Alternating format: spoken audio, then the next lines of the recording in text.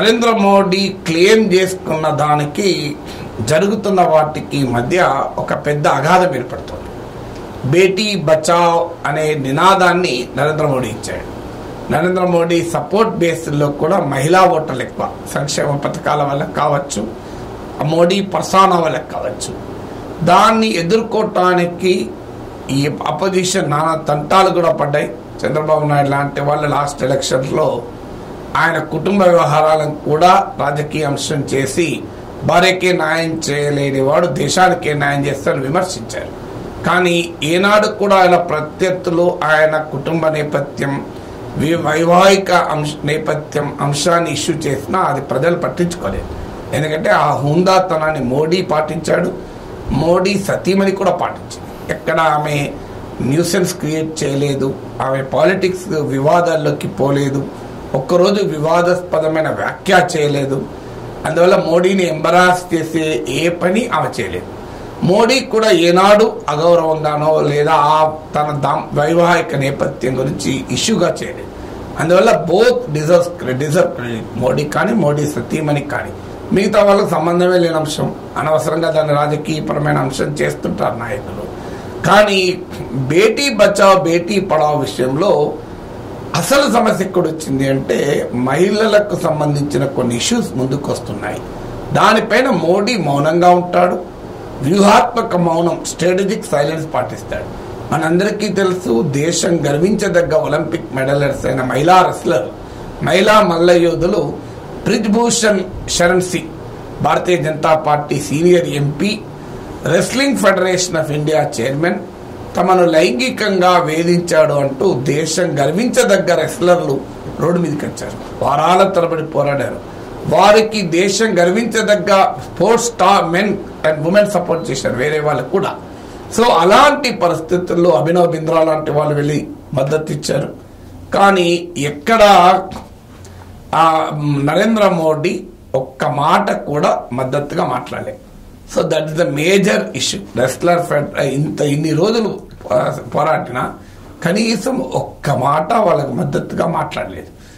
ఇలాగే హత్రాస్ ఇన్సిడెంట్ జరిగినప్పుడు, బక్రేవాల్ కమ్యూనిటీకి చెందిన అమ్మాయిపై కాశ్మీర్లో అత్యాచారం జరిగినప్పుడు, మణిపూర్ మహిళలపైన అత్యాచారాలు జరిగినప్పుడు కూడా మోడీ ఏనాడు నోరు విప్పలేదు.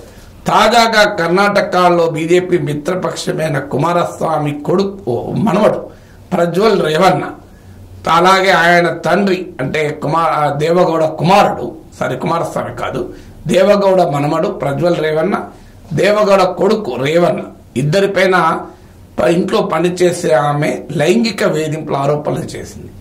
ఇవాళ వాళ్ళు దేశం వదిలి పారిపోయారు, ఫ్రాంక్ఫర్ట్కి వెళ్ళిపోయారు.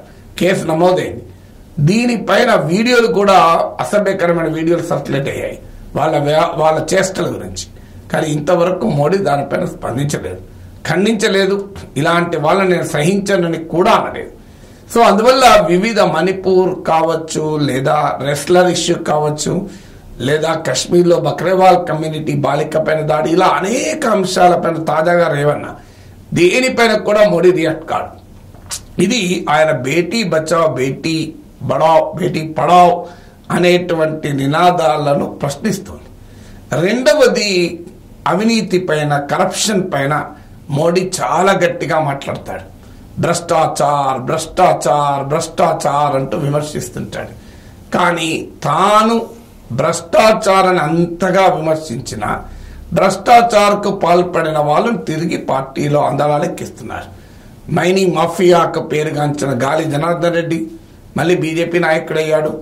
అలాగే అశోక్ చవాన్ ఆదర్శ్ సొసైటీ కుంభకోణం సూత్రధారి, ఆయన వారం రోజులు ఆయన బీజేపీలో చేరే వారం రోజుల ముందు కూడా పార్లమెంట్లో యూపీఏ ప్రభుత్వ అవినీతి పైన ప్రభుత్వం ఇచ్చిన శ్వేతపత్రంలో ఆయన పేరు ప్రస్తావించారు. ఆదర్శ్ సొసైటీ కుంభకోణం ప్రస్తావించారు. ఆయన ఇవాళ బీజేపీ రాజ్యసభ సభ్యుడిగా మహారాష్ట్రలో బీజేపీ స్టార్ క్యాంపెయినర్గా మారిపోయాడు. కానీ ఏనాడు కూడా వీరి అవినీతి పైన ఎన్నడూ మాట్లాడలేదు. అజిత్ పవార్ను ఏకంగా నరేంద్ర మోడీ చెప్పాడు 70,000 కోట్ల కుంభకోణానికి పాల్పడ్డాడని. అజిత్ పవార్ మహారాష్ట్రలో ఫైనాన్స్ మినిస్టర్ అయ్యాడు. చంద్రబాబు నాయుడు పైన లాస్ట్ ఎలక్షన్ లో పోలవరంకు చంద్రబాబుని ఏటీఎం కరే అన్నాడు. ఇవాళ చంద్రబాబు నాయుడు గురించి ఒక్క మాట అంటే ఒక్క మాట చంద్రబాబు నాయుడు పక్క పెట్టు, ఎన్డీఏలో టీడీపీ చేర్చుకున్నాక జగన్ పైన కూడా అవినీతి ఆరోపణలు చేయడం లేదు. సో అందువల్ల జగన్ కూడా టార్గెట్ చేయడం లేదు. సో ఇవన్నీ కూడా నరేంద్ర మోడీ ఆ ఆనెస్టీని క్వశ్చన్ చేస్తున్నాయి. మరి మీరు పరివారవాది భ్రష్టాచారకు వ్యతిరేకం అంటే ఈ సెలెక్టివ్ అమ్నెస్టీ ఏంటి, ఈ సెలెక్టివ్ సైలెన్స్ ఏంటి? పరివారవాదిని విమర్శిస్తారు, పరివారవాదికి మారుపేరైన జేడీఎస్ దేవగౌడ కుమారస్వామిలను ఎన్డీఏలో చేర్చుకుంటారు.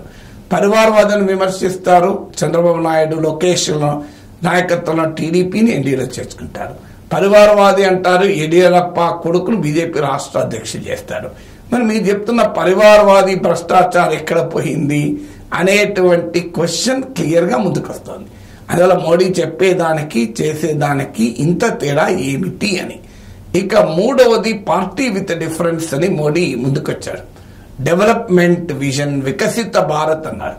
కానీ ఇవాళ చర్చ వికసిత భారత్ పైన జరగడం లేదు, గుజరాత్ మోడల్ పైన జరగలేదు. ఇవాళ చర్చ హిందూ ముస్లిం చర్చకు మారిపోయింది. సో మోడీ చెప్తున్న దానికి చేస్తున్న దానికి ఏంటి? పార్టీ విత్ డిఫరెన్స్ అన్నారు. గవర్నర్లను దుర్వినియోగం చేసుకున్నారు, కేంద్ర సంస్థలు దుర్వినియోగం చేస్తున్నారు. అందువల్ల మోడీ వాట్ ఈ సేస్ అండ్ వాట్ ఈ డస్ అన్న దానిపైన ఇంత తేడా ఏమిటి అన్న ప్రశ్న అనివార్యంగా ముందుకొస్తుంది.